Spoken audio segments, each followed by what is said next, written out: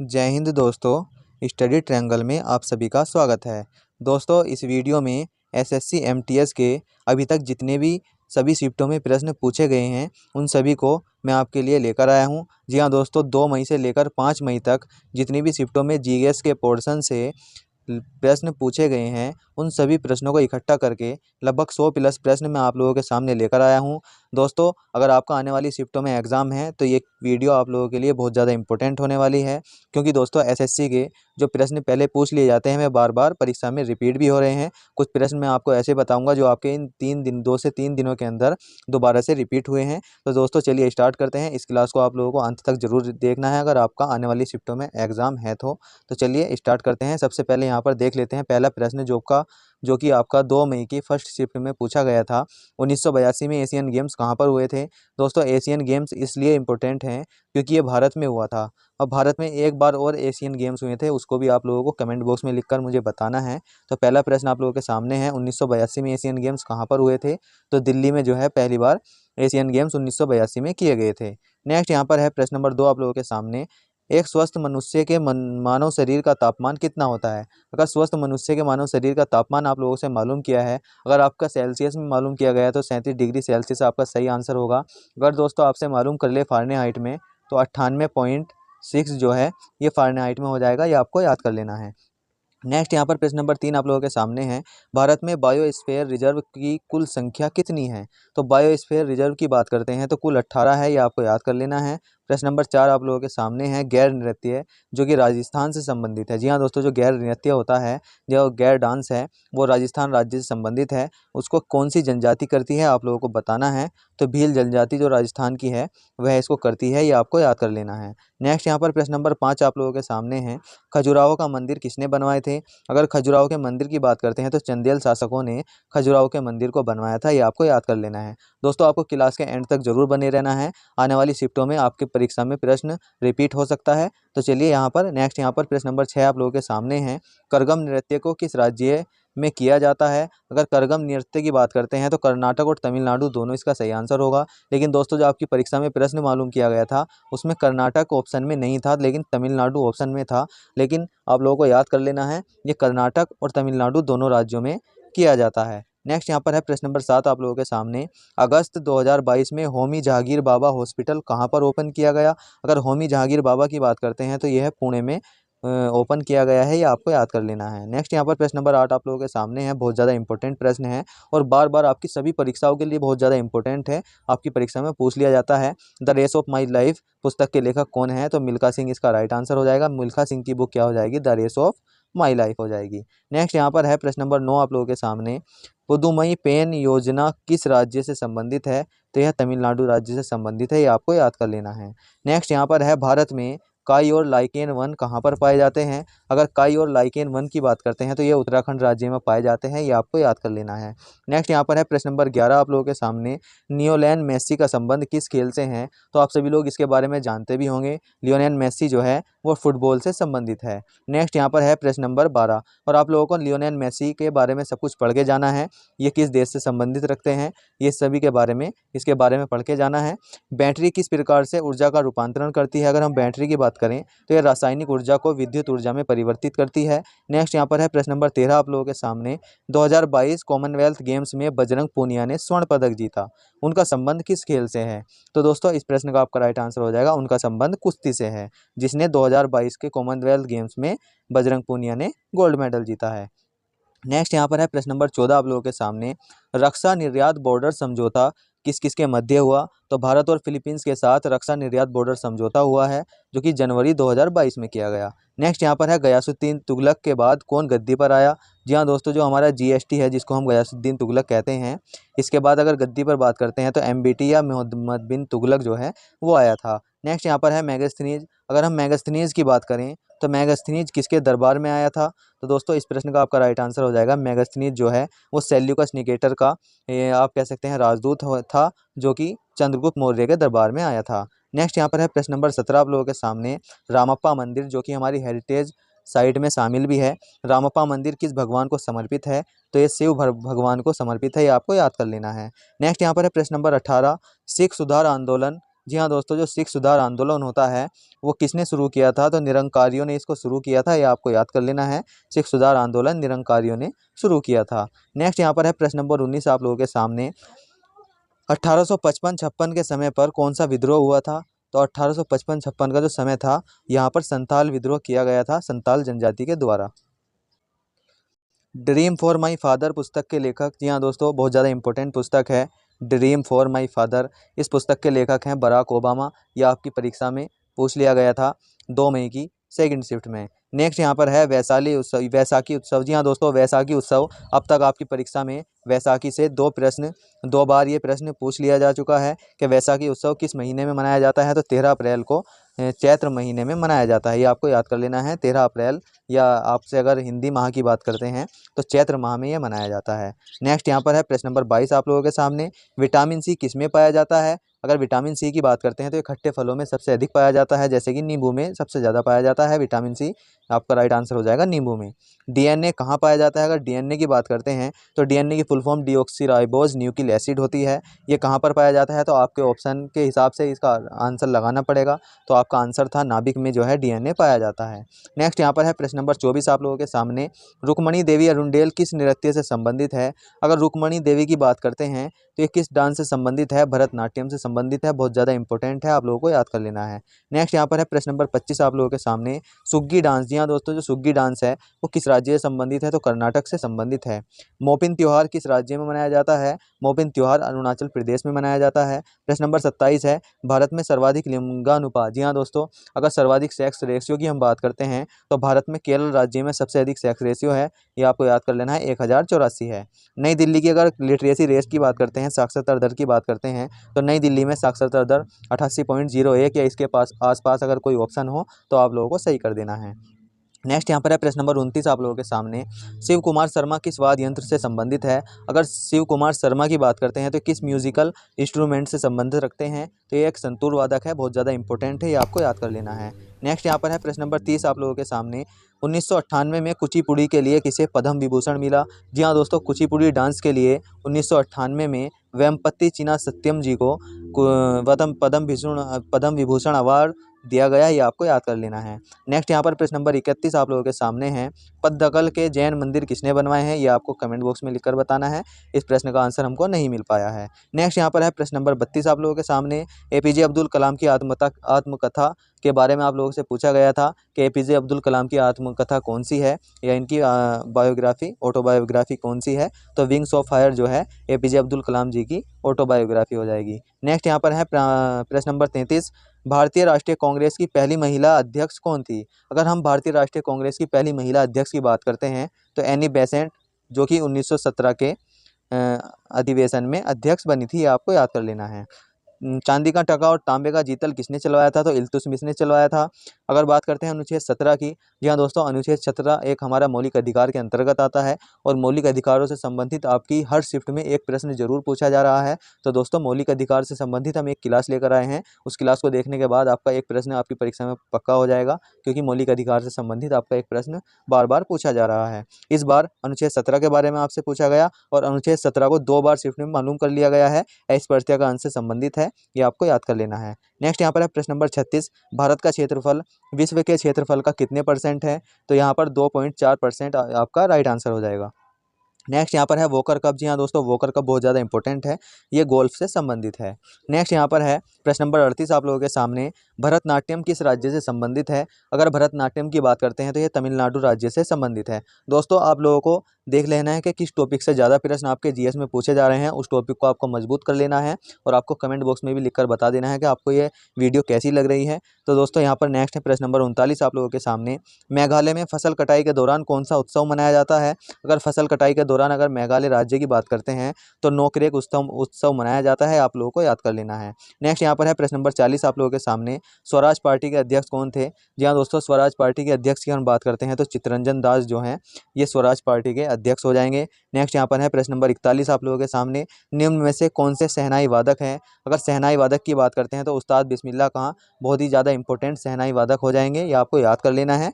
जो ऑप्शन के हिसाब से आप लोगों को टिक लगाना है, क्योंकि इस प्रश्न में आपके कुछ और ऑप्शन भी दिए गए हैं, कुछ यहाँ पर संतूर वादक दिए गए होंगे, यहाँ पर शहनाई वादक आप लोगों से मालूम किया गया था, तो उस्ताद बिस्मिल्लाह खां इसका राइट आंसर था।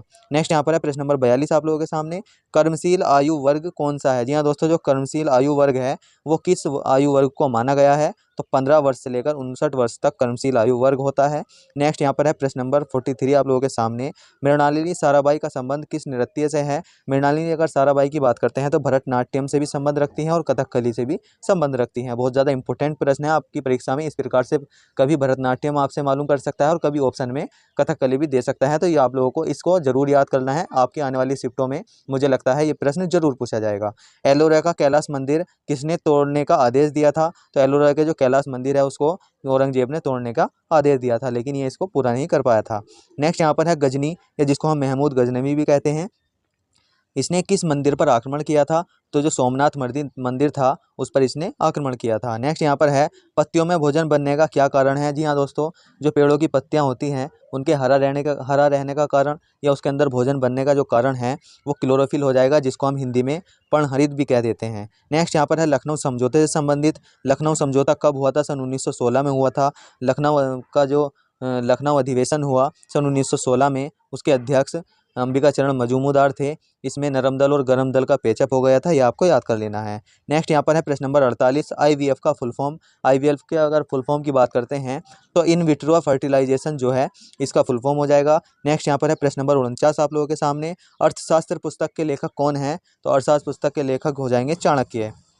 नेक्स्ट यहाँ पर है प्रश्न नंबर 50 आप लोगों के सामने, द जोया फैक्टर। जी हाँ दोस्तों, द जोया फैक्टर पुस्तक की अगर हम बात करते हैं तो अनुजा चौहान की ये पुस्तक है, ये आपको याद कर लेना है, आपकी परीक्षा में पूछ लिए गए हैं। जी हाँ दोस्तों, जो करंट में हाल ही में पुस्तक जो बनी है नई पुस्तक है उनको आपको पढ़कर जाना है, उससे भी एक प्रश्न आपकी हर शिफ्ट में पूछ रहा है।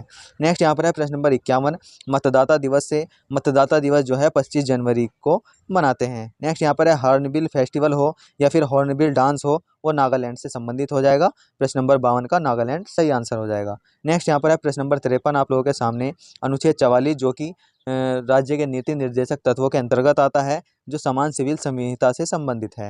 नेक्स्ट यहाँ पर है प्रश्न नंबर 54 आप लोगों के सामने, ब्रह्म समाज के संस्थापक कौन थे। अगर हम ब्रह्म समाज के संस्थापक की बात करते हैं तो सन 1828 में ब्रह्म समाज की स्थापना राजा राम मोहन राय जी ने की थी। और प्रार्थना समाज की बात करें तो प्रार्थना समाज आत्माराम पांडुरंग के द्वारा सन 1867 में इसकी स्थापना की गई थी। नेक्स्ट यहाँ पर है प्रश्न नंबर 56, 2008 से 2010 के दौरान कौन सी मंदी आई थी। तो 2008 और 10 के दशक के दौरान यहाँ पर आप देख सकते हैं वैश्विक आर्थिक मंदी आई थी। नेक्स्ट यहाँ पर है प्रश्न नंबर 57, किस केंद्र शासित प्रदेश में हाई कोर्ट है। जी हाँ दोस्तों, आप लोगों को बताना है एक ऐसा कौन सा यूनियन टेरिटरी है जिसमें हाई कोर्ट बना हुआ है, तो इसका राइट आंसर आपका हो जाएगा दिल्ली। नेक्स्ट यहाँ पर है प्रश्न नंबर 58 आप लोगों के सामने, पंचामृत योजना किस राज्य ने शुरू की है। अगर पंचामृत योजना की बात करते हैं तो उत्तर प्रदेश राज्य ने शुरू की है। नेक्स्ट यहाँ पर है प्रश्न नंबर 59 आप लोगों के सामने, हॉकी में खिलाड़ियों की संख्या कितनी होती है। तो आप सभी लोग जानते होंगे हॉकी में खिलाड़ियों की संख्या कितनी होती है। नेक्स्ट यहाँ पर है जड़ से खनिज पदार्थों को वृक्ष के अन्य भाग तक कौन पहुंचाता है। तो जड़ से जो खनिज पदार्थ हैं वो वृक्ष के सभी भागों में कौन पहुंचाता है, उसका नाम होता है जाइलम। नेक्स्ट यहाँ पर है असम में फसल कटाई के त्योहार को क्या कहते हैं, या फसल कटाई का त्योहार कौन सा है।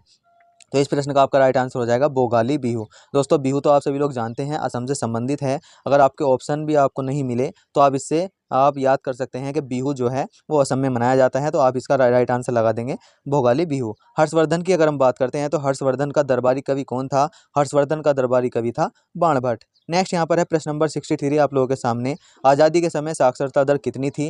अगर आज़ादी के समय लिटरेसी रेट की बात करते हैं तो 18%, ये आपको याद कर लेना है। नेक्स्ट यहाँ पर है दक्षिण भारत की गंगा किसे कहते हैं। जी हाँ दोस्तों, जो दक्षिण भारत की गंगा है वो किसको कहते हैं, गोदावरी नदी को हम दक्षिण भारत की गंगा कहते हैं। नेक्स्ट यहाँ पर है प्रश्न नंबर 65, कोनेरू हम्पी किस खेल से संबंधित है। अगर कोनेरू हम्पी की बात करें तो ये शतरंज खेल से संबंध रखते हैं, ये आपको याद कर लेना है। नेक्स्ट यहाँ पर है प्रश्न नंबर 66 आप लोगों के सामने, वी सत्यनारायण राम शर्मा का संबंध किस डांस से है। तो अगर वी सत्यनारायण राम की बात करते हैं तो ये कुचिपुड़ी डांस से संबंध है।